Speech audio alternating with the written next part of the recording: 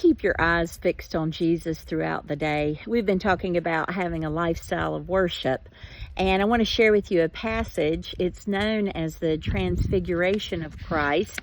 The version I'm reading to you today is from Matthew 17, 1 through 8. And here goes.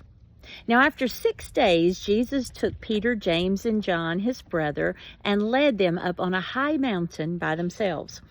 And he was transfigured before them. His face shone like the sun, and his clothes became as white as the light. And behold, Moses and Elijah appeared to him, talking with him.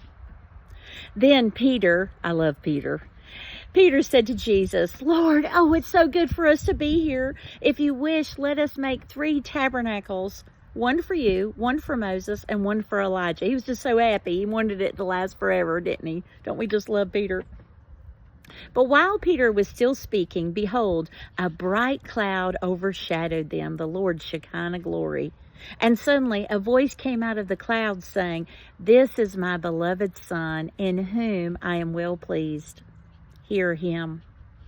And when the disciples heard it, they fell on their faces and were greatly afraid. But Jesus came and touched them and said, "Arise, and do not be afraid." When they lifted up their eyes, they saw no one but Jesus only. Well, how I wish I had several minutes to share with you all of the insights I received by reading this deeply.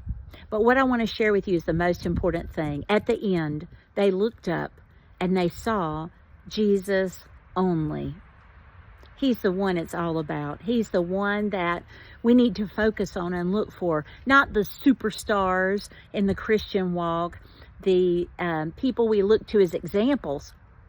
They're great. Not a famous pastor that you watch on TV or your pastor.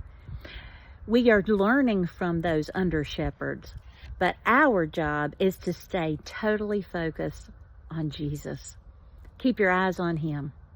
No matter what wondrous things you see, know he is yours and you are his.